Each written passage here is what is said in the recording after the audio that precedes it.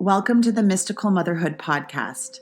I'm so excited to announce that my newest book, Alchemy of Becoming, is available on Amazon, and you can purchase the e-version or the electronic version and upload it to your Kindle, or you can purchase the actual book.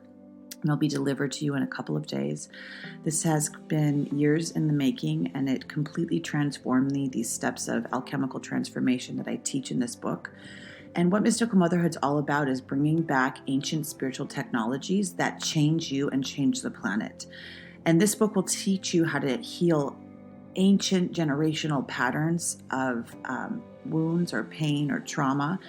And it teaches you how to find a relationship with yourself. It will teach you how to connect to a higher source, and it'll also teach you how to understand the stages of transformation so that you can empower yourself.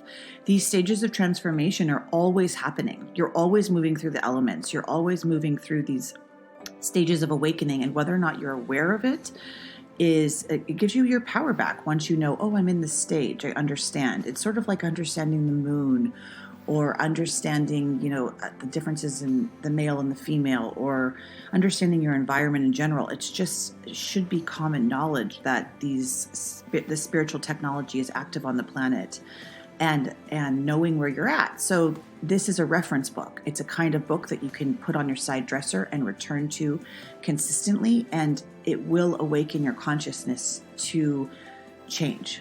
And I'm so excited for you to read it. You can go to the link below to purchase it. It just released. And this podcast, I talk about my journey of writing it. And I get very personal, and I tell a lot of the truth. I don't go into the book too much, but I will in future podcasts. Please go onto social media and share Alchemy of Becoming. If you want more, if you want a session with me, you can book that. If you need help, you can purchase one of the courses, and there's one specifically that goes along with each stage of this book. And the course is called Alchemy of Becoming on my website, www.mysticalmotherhood.com. Go there for everything, and also leave a rating on this podcast and share the book Alchemy of Becoming on Instagram. Thanks so much.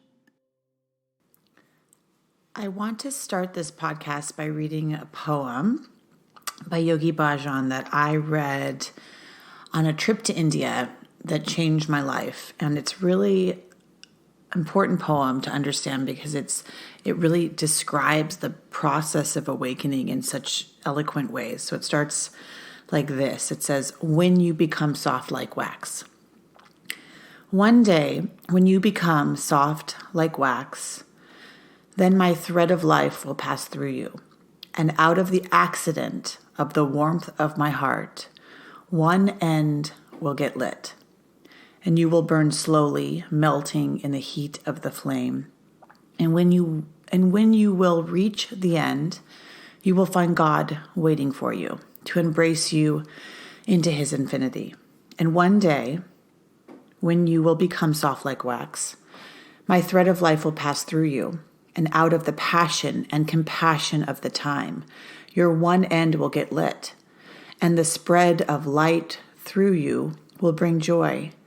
But the jealousy will hover on you, and the moths will burn alive, and you will keep on, melting and burning and spreading the light, knowing that on the base of you, God is waiting to embrace you and to merge you into infinity. When one day you will love me and become known to me, and in that knowledge, when I will forget the meaning of life and your image, you will exist no more. And that is the state of experience in consciousness. Then God wants you and you don't want God. And the face value of every human is mostly not like that of an adult, because that inner being has never tried to merge with the outer being. In the depth of my heart, there is a beat. Sometimes I hope against hope that there will be common moments of life when neither of you will talk nor listen, but will enjoy the experience of the voice, which comes through my heart, through my beat. And when our vibration will merge, we may be in a position to experience the ecstasy of undying self. That poem is by Yogi Bhajan, and it's called When You Become Soft Like Wax. And today I'm just going to speak on my own, and I'm going to speak about Alchemy of Becoming and my newest book, which is probably being released as we speak on Amazon, and how I started to write it and the journey that it took me on and the journey it will take you on as a result of that. And when my journey really began, I read this poem, and I'm driving up to this new house. I bought a new house, and I'm overlooking the ocean right now. And I had seen this house in visions, and I'm finally here. And I find that these visions of the future, which are found in the present moment, lead us to the next best thing. And the only way to get there is to sort of let go of control, even though that's all we ever want to do. But I'm going to begin this podcast by describing how I received Alchemy of Becoming, which was in a vision of the future, but I didn't understand it. And just like I speak about, the awakening process in different podcasts, and I try to say, when you begin to awaken, things become synchronistic, and it doesn't make any sense. Like it's not logical. It's not based in the mind. It's based on this deep knowing of like, okay, now I'm going to go here next. And it is so spontaneous, and it's so heart opening that a logical person who's stuck in the mind and stuck in the mundane and stuck in the density does not understand what you're going through or talking about, because it moves so quickly, but yet so slow. And some people will go through this awakening process at an incredibly accelerated rate. And I mean, it's not a 1, 2, 3, 4 rate of growing. Many people will begin to be going at it double speed, 2, 4, 8, 16, 32 kind of speed. And so as that happens, I feel like we need more and more people to be like, you're not unusual. That is happening to a lot of people. And it knocks you out of the mind. It knocks you out of the logical sense of like, this is, normal mundane life. I go to work, I get in my car, I go there, I meet the same people, I come home. And what awakening does is it smashes all those things. It takes away the things that you think are, what you're supposed to be doing, what your ego believes is the right thing for you, and it places you in different places, and you can speed it up and slow it down. So let's go back in time in my life and place me in Marin County in 2017. And so at this moment in my life, I had pretty much achieved what the human would want to achieve, meaning I was married and secure, in a financially secure. I was educated, highly educated. And at the time I convinced my husband, I said, I think we're going to be so happy if we buy a beautiful home in Marin County, which is, like living in Connecticut. It's that experience. And we're going to make dinner together. We're going to have friends over. We're going to have children. We'll have a car. We'll go on hikes and bike rides. And we're just going to be so happy. So I did it because I saw the vision of the house, and I created it because your thoughts create your reality. I did it fast, just as I normally do. And I got in that house, and I was still going through my awakening process. Like I was, I had a few different events happen in my life that knocked me off my feet in the spiritual sense, not in, the world sense, meaning family or, things that happened to us. But I hadn't had anything like what happened to me in 2017. And so I was in this house, and I always felt, I feel like when we're on the call to action, or when we know that we're not on our destiny, it's hard to explain. So people often come to me and they're like, I feel, I don't know how they describe it, but I describe it as a grinding within you. And it's this place that you're like, I know I'm not doing what I came here to do. I don't know how to get there, but this doesn't feel right. Though I should be happy, I have everything that the human would want. My spirit is calling, and it's strong, and I'm not there yet. And that's what I felt like in this house. I had this beautiful home, and I had these beautiful children, and I just felt this constant grinding, like something was about to happen. Something was about to happen. And so I did I looked up, take me to my highest destiny, because that's always my prayer, because I think our prayer guides us. And I did this healing with this woman. I don't even remember her name. And this is not really a part of it, but I looked up Satnam Rasayan, and it's probably the most powerful healing modality on earth. And I was in the process of practicing different healing modalities, getting to know myself, working on myself, of course. And I did a healing with this woman that was quite expensive. I didn't tell my husband, and I called her, and she turned out to be in San Francisco that night. So I went to her house and I did a healing. She normally is never in San Francisco. She doesn't even live there. It was just a random day I caught her in the city. And something, my higher self or something said, go to her, find this woman online, catch her in this moment. And I did. And I went to her house. And it was this healing where everything went white. And 3 days later, I was hiking with a friend. And the friend mentioned the name Guru Jagat. And that name resonated in me like I had forgotten it. And so I went home that day, and I didn't know anything about her, and I purchased something called Immense Grace. And I think all of you should listen or look it up. Immense Grace is a women's group, very powerful. And I've done it every year since. I didn't know anything about Guru Jagat, but she ended up being my teacher, one of my best teachers in my life. And she ended up helping me go to India to become liberated, which is a part of my book, Alchemy of Becoming. So that's how I found Guru Jagat. And that's how I really found part of my community. And also in that year, in 2017, I was beginning to connect to ascended masters, and I didn't know what the heck they were then. I had no idea. You couldn't tell me who a goddess or god was. I didn't know angels. I was like, what are you talking about? I didn't understand anything. And I found another teacher. Her name was Celestine Starr, and I've had her on this podcast. And one day, she's very connected to the ancient Egyptian lineage, which is also a lineage I'm deeply connected to, but at the time I did not know that. And so she said to me, she was doing a little bit of a channeling because we were working together, and she was teaching me, what does a priestess work do? And I was interested, and she was teaching me, it was the beginning education about the elements. And I didn't consciously understand why I was learning these things until I wrote my books, understanding that the elements are the most important part of fertility, understanding fire, earth, air, water, and ether. Or not the most, but it's a part of the, spiritual conception or conscious conception. And so she was teaching me how to create altars, how to activate places, how to heal lands, things like that. And I went to her house in Marin. She goes, we're supposed to do a full moon ceremony to open up your third eye, they're saying. And that means goddess Isis is someone she works with. And I said, okay, whatever. And so I went to her house in 2017, and she set up this back room of her house in Marin County. And I walked in. I had never been to her house, nor had I ever been to any sort of a ceremony or anything. And I walked in that room, and my life never was ever the same. And I experienced an absolute miracle. And I think Kaya Ra wrote about it in her book, The Sophia Code. She begins the Sophia Code explaining that she's, sitting at a table and the whole room shifted.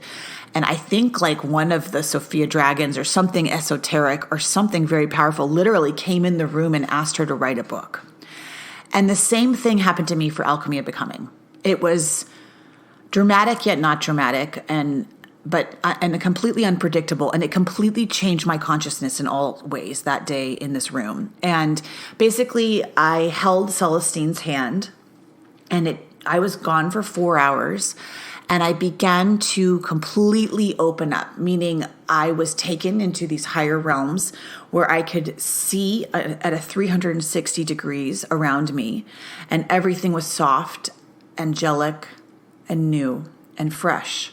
So I was simultaneously on earth while in these higher realms, and not ever experiencing something like this. It sounds nuts to people, and it was nuts to me. I'm telling you from a point of view, looking at it as a very, grounded individual, it was a miracle.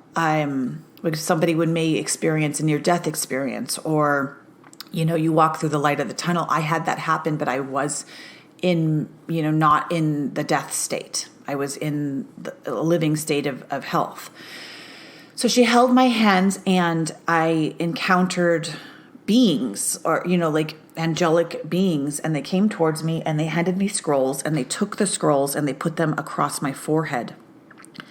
And they led me on a journey, which I went to this temple, which I recognized later was a temple in India that I actually went to later. So about seeing the future. And it's this golden temple in India.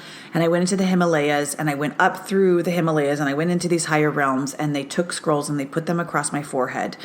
And the process of this, I really encountered what I understand is the goddess Isis. So goddess Isis is a goddess, and she's one of I consider her a founding goddess of humanity. And she's highly connected to our origins. And I speak about her in some of my books briefly, but I know a lot of other people speak about her more in general, but I have a deep connection to her, almost as a mother. And in that experience, my whole entire reality opened up to, like I said, 360 degrees. I began to see, hear, and feel in a different way. And different healing abilities began to come out of me after that experience. And in that experience, she asked me to write a book. And I telepathically understood what she was saying. And I said, "What do you want me to write?" And this was with Celestine's help. And she said, "Will you write me a book?" I said, "Yes." And then I said, "What do you want me to write about?" And she gave me the symbols of a square, a circle, and a triangle. And that is in 2017. And so I took that down. And from that point onward, I was teaching yoga. And I went to all of my students and I said, I had this event happen in my life. And I can see and I can hear in new ways. And I'm healing in new ways. Can I practice on you? And they all said yes. So I began to do channelings and practicing this, my new gift after that experience on these students. And I became very accurate in my ability to see and hear and feel and know and alleviate what was happening in their lives. So I guess the clairvoyant and clairaudient abilities began to come out of me after that experience. I was not born with those things, but it happened after that. And then shortly after, my husband at the time was asked me to move to Ireland out of the blue. He literally came home and he said, "Would you like to move to Ireland?" And I called Celestine. I said, "Oh my gosh, it was probably within a week." And my life began to accelerate at a pace that I have never experienced from that point forward. It was when Isis entered my life, and the Kaya Ross speaks about this in the Sophia Code. Isis begins to change you. She moves fast. She's like fire. And as I talk about the different elements in Alchemy of Becoming, all of these elements change you at a different rate. Fire works really, really quick. Water really works on your emotional body. Air will just take things out very, fast, but you're not in it as long. And then earth is a grounding process where you really become solid in who you are. And you go through these over and over until you become more subtle in the awakening process. So with Isis, she is fire. And when you begin to work with these different archetypes of your own awakening on the hero's journey to become who you are, to deliver what you came here to do, you will also encounter these kind of archetypes. And they can come in many forms. Isis is one of them. Alice in Wonderland is one of mine. Dorothy in The Wizard of Oz. These are all different kinds of feminine and there's male archetypes that kind of guide you on the path to the hero's journey, which is something I go deeply into in Alchemy of Becoming. So anyway, we're asked to go to Ireland, and of course my guide, Celestine Starr, on my journey says, "You're going to go and awaken to the priestess energy, and this is why I've been training you for this stuff, and your life is never going to be the same, and you're going to go to the land of the priestess." Now, I didn't know what she was talking about. I just was like, I get to go travel Europe. It was not that at all. I did travel Europe, but I began to go to all the power sites around the world and really take in the energy of these ancient civilizations. And I began to awaken at a really fast pace and change, almost change on an internal level. And that's when I really entered into the wind element to really understand, moving quickly. I think I traveled to 20 countries in less than 2 years, maybe 15, 20. I took my children with me. It was wild. And at each place, I went to the sacred sites, and I went into the sacred temples, and I went into the churches. And all I did was find places of power. And for an alchemist, I speak about this in my book. Places of power are places of energy, places where you gather energy, where you understand. If you have the power and the understanding, you can walk into a church and you can understand why they created that church there, why the angles are a certain way, why the sacred geometry is a certain way, how the elements work in the church, and you can gather that power, that energy into you. Most humans, 99%, 98% will walk into a church and not have that level of an experience. There's different levels of an experience. There's different understandings of why certain churches are built that way, or why, temples are created, or why the land is created in a certain way, and understanding the power of certain lands and really understanding the power of certain countries. Like Scotland creates freedom. And so if you can go there, you can really understand freedom and DNA. That's what I understood there. And you also go to these places to pick up memories and to see people, to clear karma much quicker. Where, if you're just in your normal life, you're not necessarily doing that. You're not clearing things as quick as you want to. So I go to Ireland, and that's when I began to really get on the path to destiny. So in the book, my book starts out back to Alchemy of Becoming, because this is what it's all about. I wrote 2 books, and I wrote Mystical Motherhood and I wrote Fertile while, traveling through Ireland, and I finished Fertile when I moved to Brooklyn, when I was guided to move to Brooklyn at the end of this adventure. And I start the book out with my father's death. And I believe that death and transitions, or, sometimes we clear lineages of curses, of things that hold the lineage back, of the biggest pain in the lineage for our children, for our future, for ourselves. And you all have one. And I call it in the book the process of opening the heart. And so my trauma was the pain around the male, around, the male that needs to be healed, the male that doesn't love you, the male that is not really there for you, and that keeps repeating throughout your life, whether or not you're conscious of it or not. And everybody has their own base trauma, their own base experience. And so many people on earth right now, even in podcasts and books and different things, are talking about trauma. I'm hearing it more. I'm hearing books that are talking about actually this hero's journey process that humanity is going to have to go through at accelerated rate for us to make it. And part of the hero's journey and part of the process of awakening at this type of level is you have to go through the deepest, darkest, underground part of you to come out the other side. You have to go into the, underneath, like Dante's Inferno. You have to go deep into what Persephone goes underground, and in the springtime she rises, right? So you have to go through that part of yourself that needs to break. And it's usually a wounding from your childhood that holds you back. And until that wounding, that trauma, that thing is healed, you can't really live, because you're constantly projecting into the future and into the past. And so for me to understand how to teach women, or specifically women, because I want you to birth a type of child that doesn't have this trauma in the lineage. And that's why my work focuses on women, because you're birthing the next generation.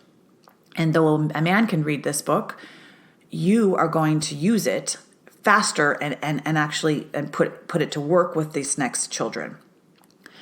So basically in this book, Alchemy of Becoming, I start out on this journey, the hero's journey of my father's in the hospital, and I'm about to leave for India, which is all a true story. And I'm about to go and after, many traveling all over the world, I'm about to go to India to descend down these stairs of liberation.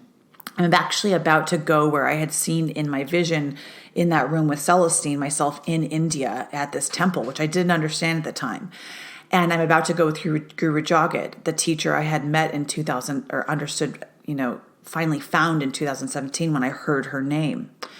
And so I go to India, and my sister calls me the day I'm leaving, and she says, "Dad's in the hospital. Do you want to fly home?" I said, "No, I'm going to India today to liberate the family. Do you need me to fly home?"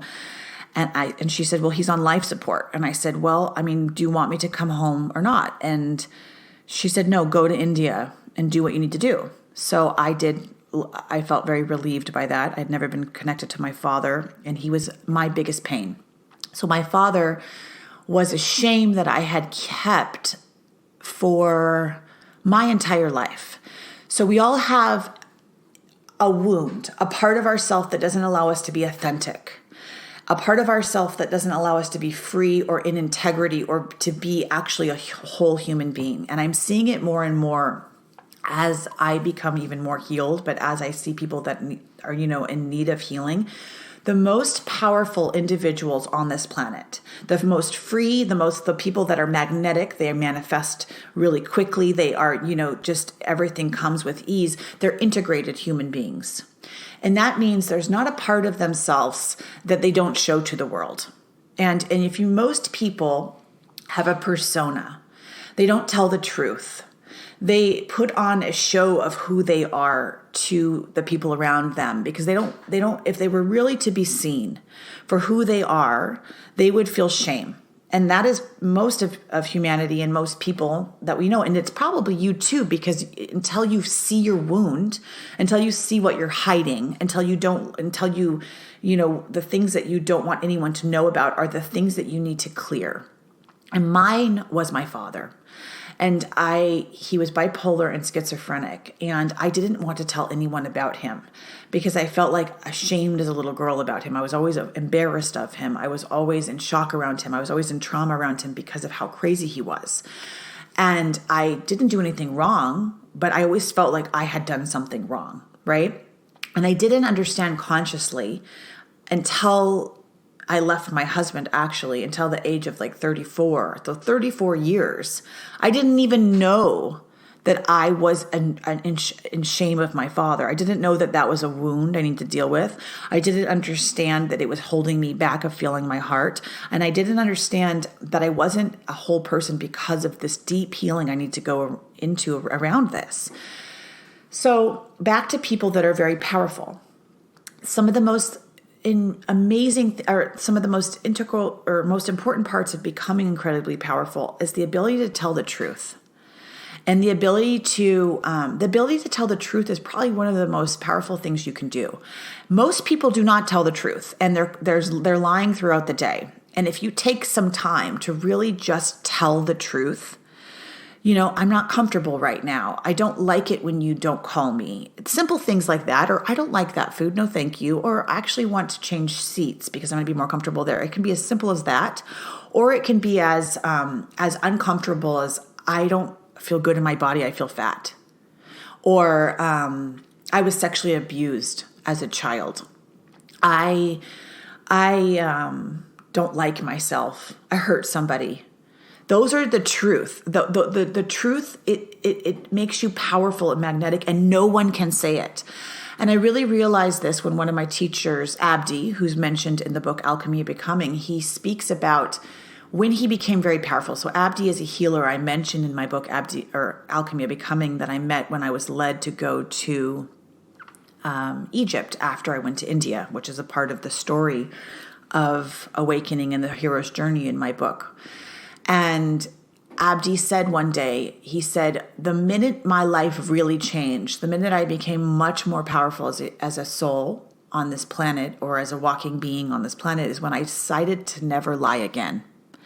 And he goes, it took a year because everyone around me was in a real big shock because I told the truth about everything, about them, about the situation, about my life, about who I am. He goes, I just don't lie. And he says, it's really important for you not to be with people that lie and not to lie yourself. And as you go through this journey of awakening, of alchemy, which I describe in this book, you'll find that your truth and who you are and your authenticity will come out. And you will be tested of what is important to you in your life and what makes you thrive and be authentic. So the only way for you to deliver what you came here to deliver in the form, which if you're listening to this, you may be in the point of your grinding and you know that you're about to awaken or you know that something's going to change and you just don't know how to get there. Well, it's diving into the parts of yourself that hold shame, that you don't tell the truth about, that you're not happy about, that you're maybe living because somebody else tells you that this is the way it should be. And so for me, things that are really important to me are my spirituality, my practice. I really love luxury, so I don't have any shame around it. I like expensive things. I like to live in luxury. I don't like to live in places that don't make me feel good. I like to drive nice cars, and that's not ego. That's just what I like. I like those things. It doesn't feel like ego to me because it's authentic to me. I have to be creative, and I really need to live in ease. Like I need to be able to, the ease creates creativity for me. And so when I am constantly tested, even now, when people enter my life and they don't meet those needs, or maybe I can't. There's an example. I was dating somebody and the man in front of me was an atheist, and I was trying to make it work with him. And and in a way I had to hide my story. I couldn't tell you what I'm telling you. I couldn't tell him what I'm telling you now. I couldn't say, I was just taken on this journey. I traveled the world. I went to sacred sites. I felt God in those presence. He would constantly question me. He would constantly make me feel like I was crazy. My authenticity, my truth, who I am is not right. And those are the moments in our life that we need to, begin to say, I'm not going to put a persona on. I'm not going to be somebody different for you to be comfortable or for me to be comfortable being around you. And so as we move through this awakening process, the friends in our life will change, the conversations we have will change, and there is a period you go through it alone. And in the book, I talk about that. And then there's a period where you'll find, soul family members that are just like you. So back to the book, I'm in India, and I do the Stairs of Liberation, and I receive these photos in my phone, which doesn't make any logical sense to anyone who doesn't have any connection to the unordinary, the miracles that can happen on this planet. But I did. I'm telling you the absolute truth. I was praying. I was hanging some prayer flags after I had done these Stairs of Liberation in India with my teacher, Guru Jagat. We were at the temple of the Dalai Lama. And it sounds so surreal, but it really was that surreal. We were on a pilgrimage, and I had to leave because my children were at home. So I had to leave 3 days early because I don't like to leave them too long. And I was quickly hanging some prayer flags. So some of the tradition of being in the Himalayas is you hang these prayer flags and you put a prayer up. And I had just read this book by Donald Walsh called Conversations with God, Book 4. And in Conversations with God, Book 4, he says that there are off-planet people who will come and help awaken humanity, but you just have to ask them. And I said, well, okay, whatever. Like I read books as if like, whatever, and I really take it like that. And I was like, okay, well, that'll be my prayer. So I prayed, help me to awaken humanity, as I'm putting these prayer flags up. And in that moment, 46 photos were put in my phone, which sounds so bizarre, but I'm telling you the truth. And they were all these shapes of sandstones and of color. And one of them had a huge eye in it, which is actually on my Instagram under Pritam Atma. You can go see it. It's under the Himalayas years back in 2018, I believe. And I went to Guru Jagat and I showed her the photos, and she's like, holy shit, this is real, girl, go. And so I went home, and of course I called my girlfriends who would understand. I said, I counted the photos, and there was 46 of them. And then I kept counting, and then they deleted on my phone, and they were on my computer, and there was 48 of them. And so I called my girlfriend Joanna, and I said, what the F is going on? Like, I'm not making this stuff up. It's surreal. It's crazy. Like, I'm not making this up. This is nutty. And it was the call to the hero's journey that I had gotten basically on my phone. And it sounds you don't have to believe it. You could pretend it's not real, but it just happened that way. And I went into meditation, and because I had learned to hear and I had learned to see the unknown, and I had learned to trust my intuition, that little voice inside me that leads me to the next best thing that allows my heart to open, I had been given a book by a friend. And before I went to Ireland, because I was living in Ireland at this point, which is all described in my book, Alchemy of Becoming.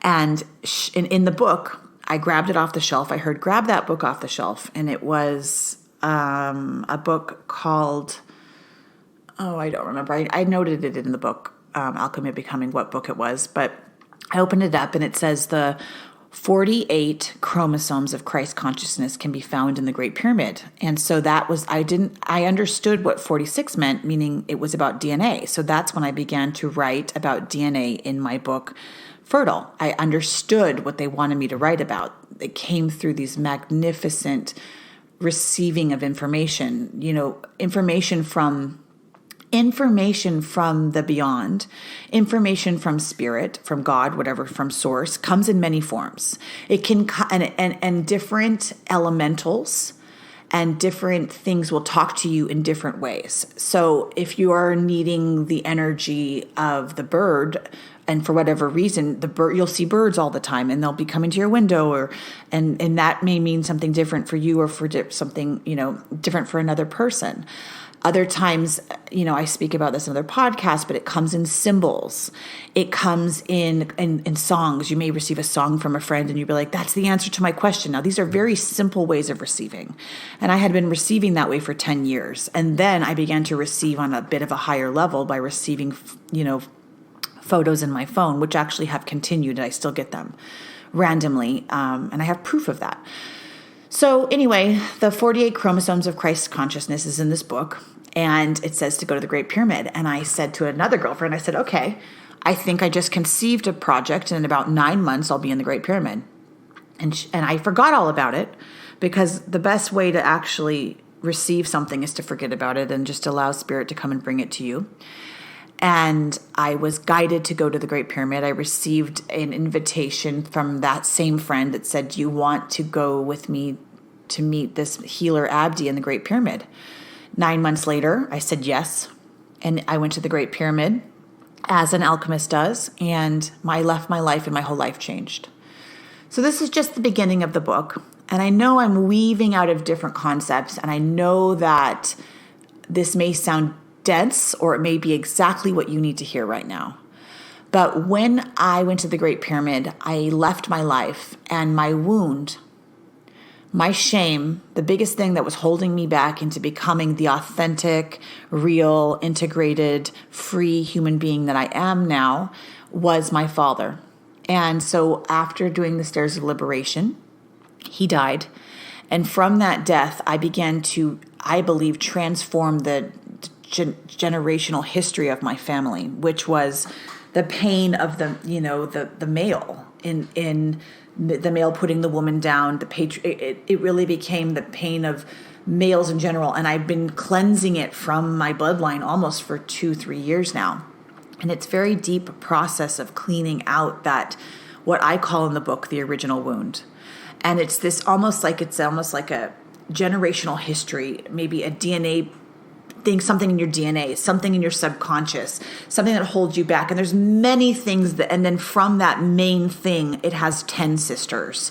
So from that, original wound, what your original wound may be that you were sexually abused. Your original wound may be that your mother left you or died. Yours may be, it can be anything. Yours may be that you had narcissistic parents. And it's this programming that just holds you back into being who you came here to be. And from that major wound, you have all these sisters from it. So maybe you're bulimic because of it. Maybe you're anorexic because of it. Maybe you lie a lot because of it, because you don't want to tell the truth about who you really are. And so you don't want anybody else to see that wound. And so all these different patterns come from this wound, and you may go at it from healing these little patterns, but that doesn't get to the core of it.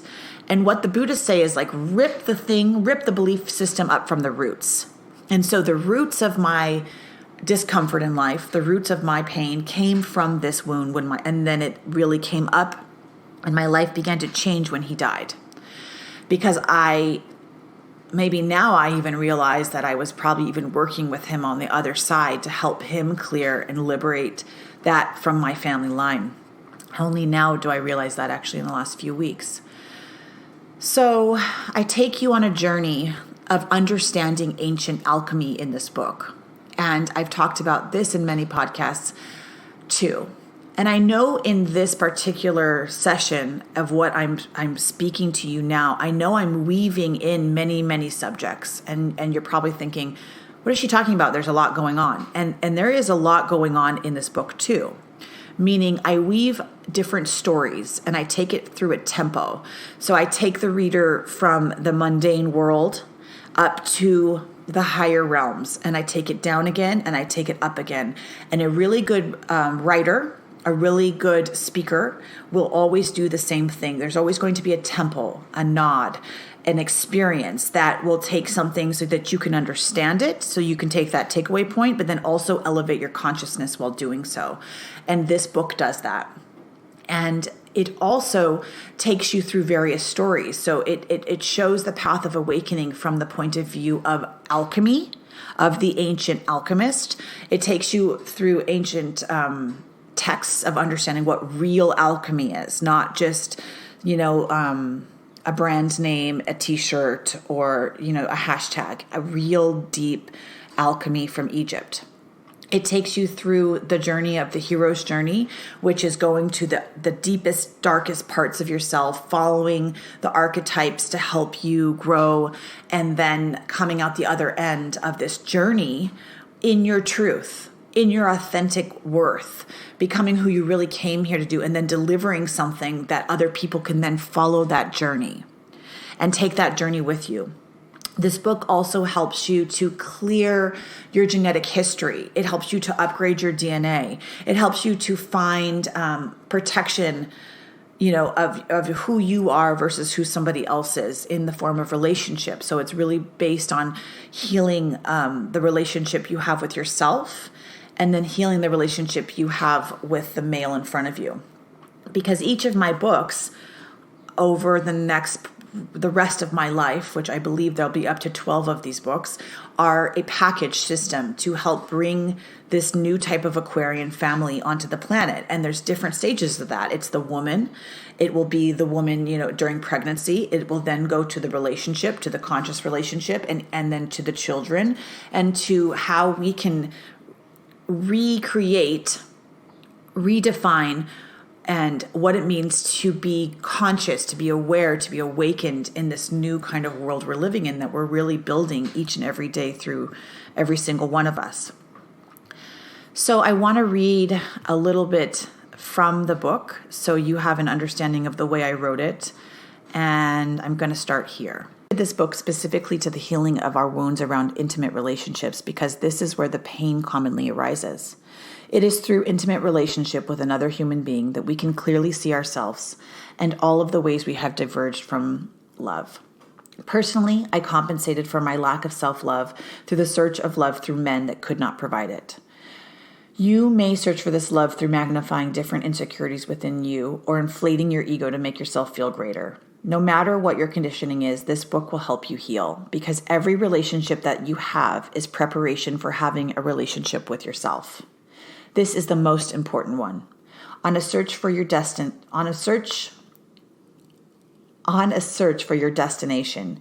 you will take a road back home to you, and each encounter with another is leading you there. I wrote my first 2 books, Mystical Motherhood and Fertile, to help women heal their mother wound so that they can become better mothers themselves. Alchemy of Becoming is dedicated to healing the father aspect within each individual and the patriarchal structure of humanity as a whole. This system built on action, material, growth, power, and control. This system is being dismantled, and the only way for us to adjust to living in a more peaceful, filled manner is to learn how to heal any distortions within ourselves.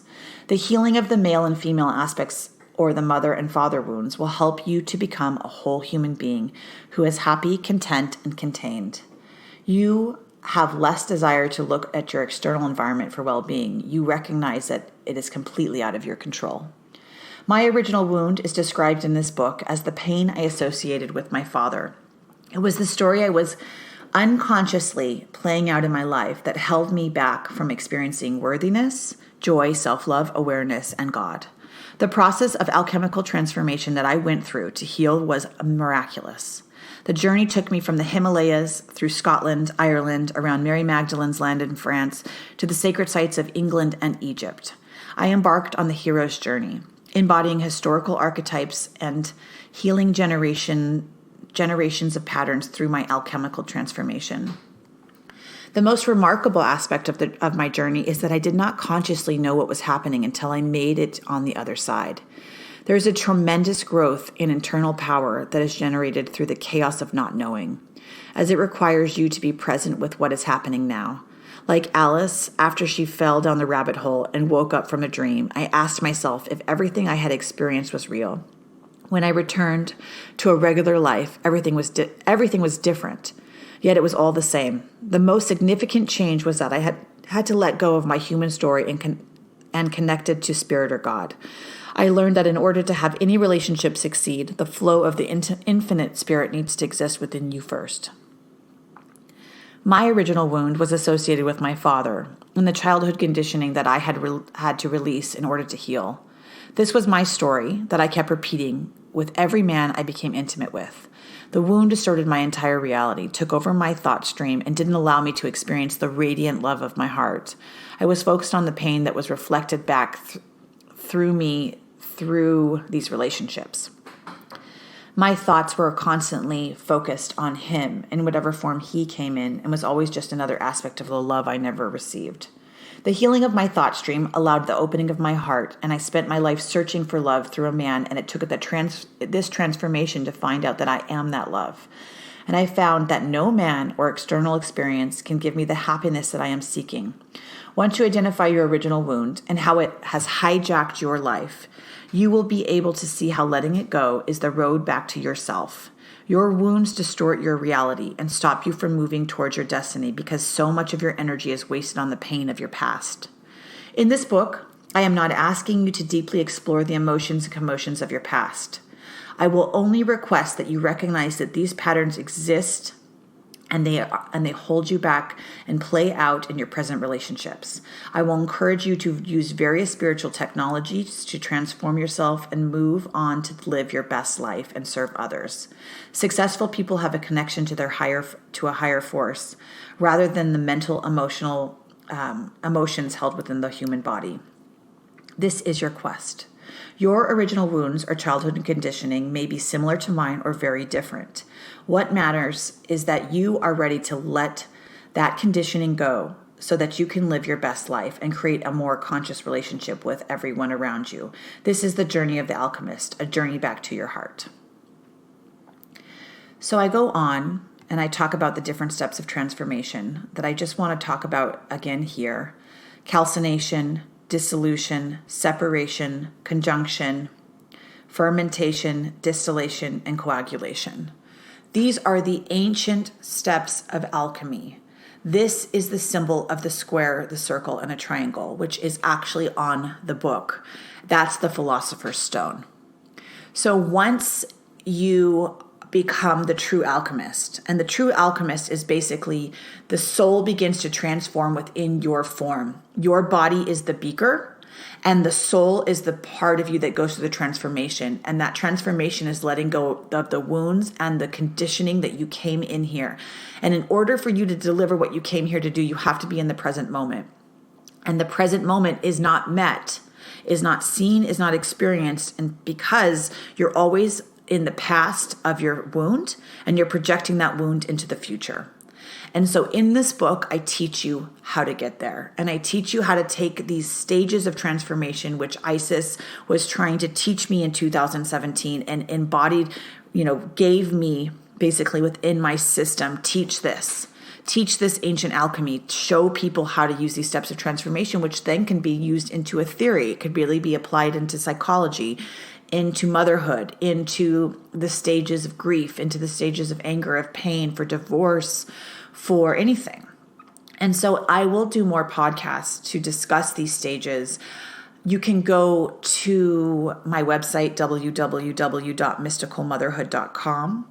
And you can also go to Amazon very, very soon to buy Alchemy of Becoming. But there is courses on my website that you can purchase to take you through these steps. And I'm so excited for you to go on this journey of healing. If you have any questions, I want you to reach out to me at www.mysticalmotherhood.com. You can email me at mysticalmotherhood@gmail.com if you want to work with me privately.